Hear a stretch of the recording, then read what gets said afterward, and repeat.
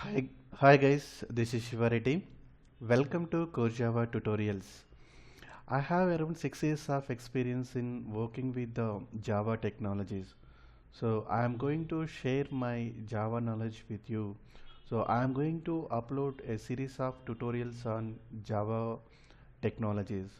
Hope this is going to help the candidates who are learning the Java, and also it will help the people who are attending the interviews. So let us go ahead and start. The first session of Core Java is Introduction to the Java Programming Language. So Java is a programming language and a platform.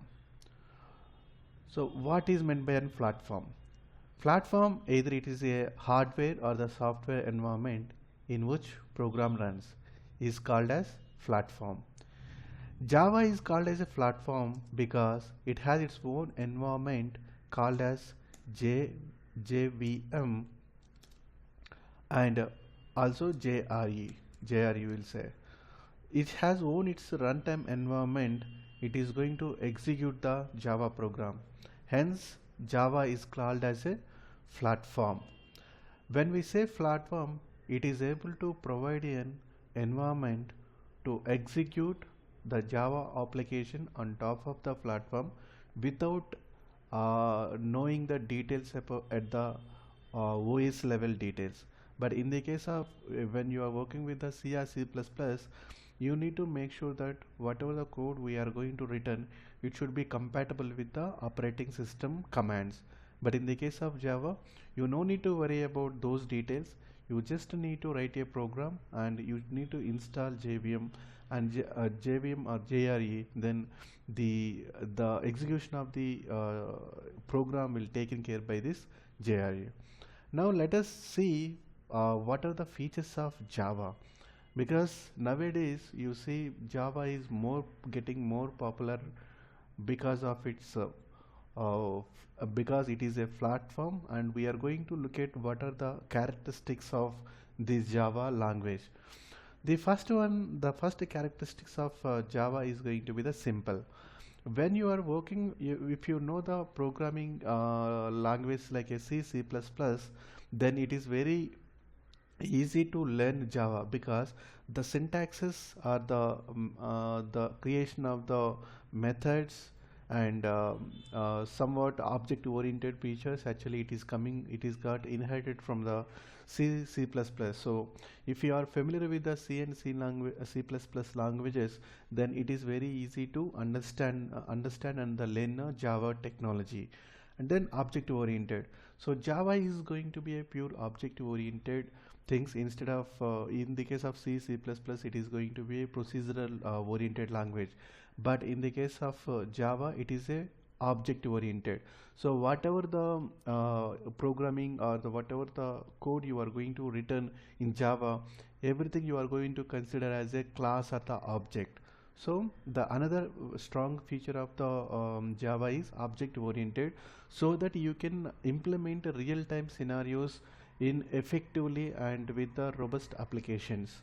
And then distributed, when you are working with the cross domain applications environment, then Java is going to provide a distributed environment support where it can talk to different applications using XML technologies. And multi-threaded, in order to achieve the better performance, Java supports a multi-threaded environment, means you can execute parallelly more than one task at a time. So that support is inbuilt. It has a Java one of the feature, so that whenever you want to develop some multi-threaded environment applications or the gamings, so this multi-threaded concept feature is going to be really help to develop robustic applications. And then dynamic, so whatever in the case of Java, whenever you create an object, then only the objects will be allocated in the memory, so that it is in a dynamic nature, and also it is going to provide a efficient memory management in the backend. Hence, it is called as a dynamic. And then architecture neutral. The strongest feature of the Java is the architecture neutrality. That means this feature is called as, double ORA, VORA feature. We call as a VORA, WORA. That means write once, run anywhere.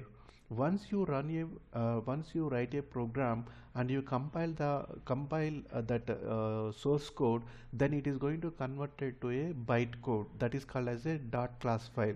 Once you have the dot class file or the byte code, you can run this class file on any machine or any OS where you have installed the JRE. That is the strongest feature of the strongest feature of the Java. And also, because of this platform or the architecture neutrality, the Java becomes more and more, getting more and more popularity. And then portable. So portable is also the same due to the aura nature, or the due to the bytecode nature. You can run the dot class file on different operating system where you install JRE on the machines. And then high performance. Java provides a high performance because of its inbuilt the concept of inbuilt, there is a concept called as a garbage collector. What this garbage collector is going to do is, in backend it is a daemon, right? It's keep on running, and it is going to reclaim the unused objects from the memory, so that it the so that it is going to allocate the memory for the memory for the Java program, and it significantly improves the performance. And also, it does not support it is also supporting the multi-threaded environment. Hence it is the performance of the application is also high, because thread is a lightweight component where it is going to utilize the shared common resources, so that other resources can easily allocate the memory. But in the case of other languages, it may support the process oriented. When you say process, it has its own it is a lot of resources is consumed to create a process. Instead of process, Java is going to execute based on the threading concept, so that it is a lightweight component and it is going to use the shared resources. And then robust. Robust, why we call as a robust? In the case of C++, the typecasting you need to explicitly make sure, otherwise compiler may give some warnings. But in the case of Java, you have to the errors are the compile time errors. It is going to show at the compile time, and until you are going to fix those at the compile time, it won't allow to run. That means there is a strictly type checking on the data types, as well as any exception comes, you need to handle at the compile time itself. So that is the one feature. And another one is, as it is internally does not use the pointers, and also uh, in the backend, the garbage collector daemon thread keep on running to reclaim the unused objects from the memory, so that it is going to remove the memory leaks. Hence we call as a robust a Java application is a robust. And then secure. As I explained, it is going to be checking at the compile time typecasting, and whatever the compile time errors, it is going to strictly type check. And then it does not, Java does not support pointers. That means you cannot use any pointer explicitly. Hence it is going to reduce or mitigate the memory leaks. And then in the backend, garbage collector is running, so unclaimed object automatically it will taken care by it is going to remove. Hence by using these few characteristics, the Java application becomes more secure. So these are the characteristics of the Java programming language. Hence it is getting so popular. From you are taking from the simple application to the supercomputer specific programming application, everywhere you are going to use the Java program extensively because of these characteristics. And now let us understand what are the different applications we are going to develop using the Java language. See, the first one is the standard alone applications. Standard alone, or we are going to call as a window based applications, or the we are also going to call as a desktop applications. So these desktop are the Windows based application developed using the AWT or the Swing concept, where you need to install this particular program or the Java on each and every machine, so that it can execute on independently on the particular computer. How many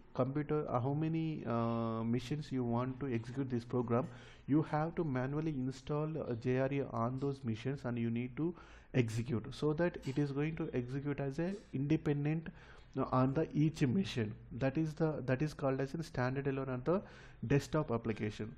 But this is a and also the example of the standalone applications like a antivirus, or you are having any purchasing new softwares, or compressor, or the video VLC media players.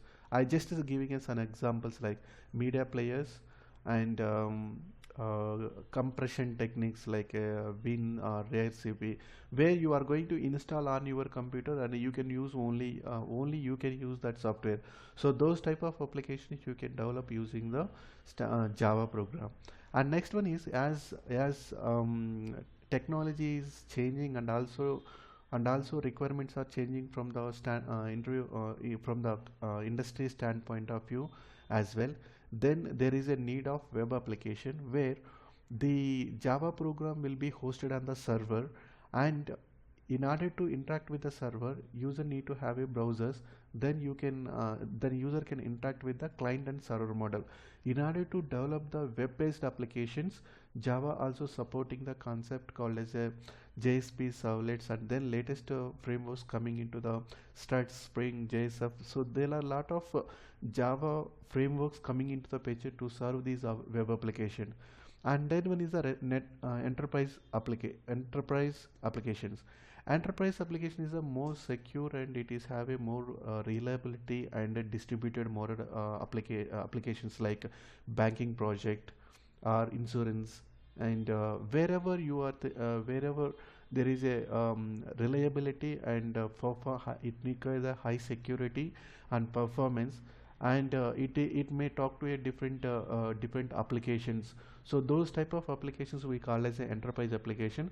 By using the Java, we can develop the enterprise application which has more secure, robust, and high reliability with the high performance. And then mobile application. Yes, in the software industry, and the clients' expectations are moving from the web-based to the mobile-based application. Java also support the mobile application supports to develop the mobile application using Android and J2ME. So these are the two versions which are going to help to develop mobile-based applications. So these are the high level, we can categorize Java applications into four categories: standard alone are the Windows based, web based application, enterprise application, and the mobile applications. So these are the different applications we develop using the Java. So soon we are going to see next session of the how we can getting start to writing your basic programming. So hope this concept is clear. If you have any questions, comment on my YouTube video. Thanks for watching.